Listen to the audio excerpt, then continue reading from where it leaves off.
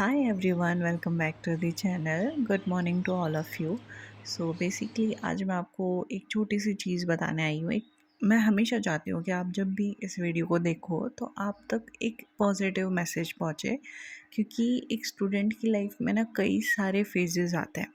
वो कौन कौन से फेजेस से निकल रहा है वो किसी को नहीं पता। कोई हाउसवाइफ है, कोई नॉर्मल स्टूडेंट है जिसको कोई दिक्कत नहीं है, कोई बिजनेस कर रहा है छोटा मोटा, वो उसके साथ में पढ़ाई कैरी ऑन कर रहा है। तो सबके लिए बहुत सारी डिफ़िकल्टीज़ रहती है।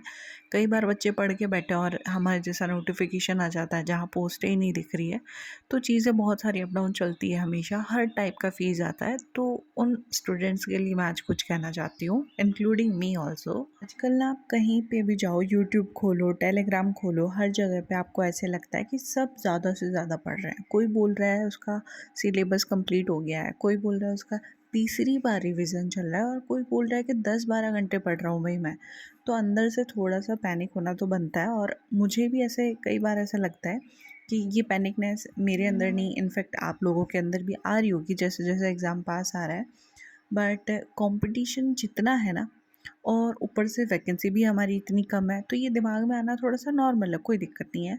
पर जो चीज़ मैंने सीखी है वो ये है, और रियलाइज़ करिए, इनफैक्ट आप सब लोग जो देख रहे हो वो सभी लोग इंडिविजुअली इस चीज़ को रिलेट करेंगे कि कंपटीशन सबके लिए सेम लग रहा है।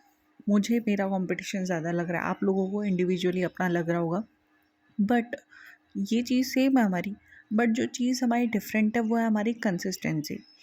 हम सबकी कंसिस्टेंसी सेम नहीं है। हो सकता है मैं आपसे भी कम घंटे पढ़ रही हूँ, हो सकता है मैं आपसे भी ज़्यादा कम कंसेप्चुअल चीज़ें पढ़ रही हूँ। तो ये सारी चीज़ें इंडिविजुअली सब पे वैरी करती है कि कौन अपना कितना इनपुट दे रहा है, उसे कितना आउटपुट मिलेगा, ठीक है। और ऑनेस्टली यही टाइम है हमारे पास जहाँ पे आप खुद को मेंटली थोड़ा सा आपको स्ट्रांग रखना ही पड़ेगा।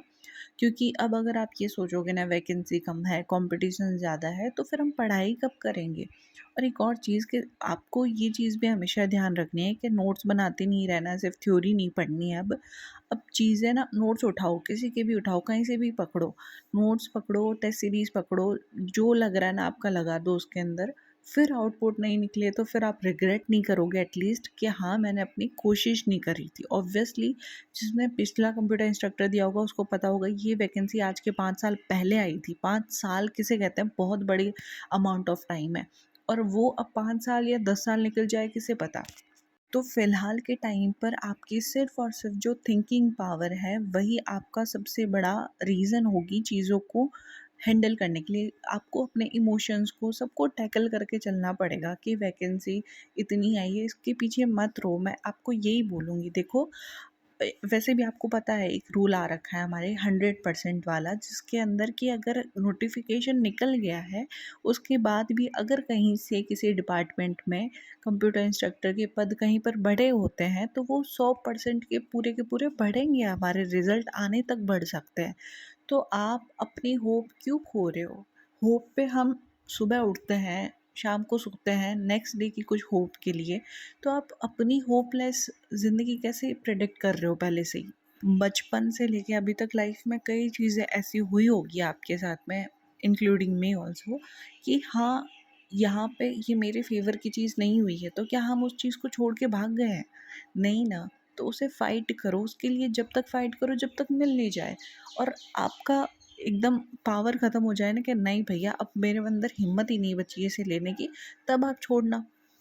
आप पहले ही छोड़ के बैठ जाओगे कि नहीं मुझसे तो नहीं होगा, इसमें मेरा होना ही कहाँ है, तो ये किसकी बेवकूफ़ी होगी, आप खुद सोचो।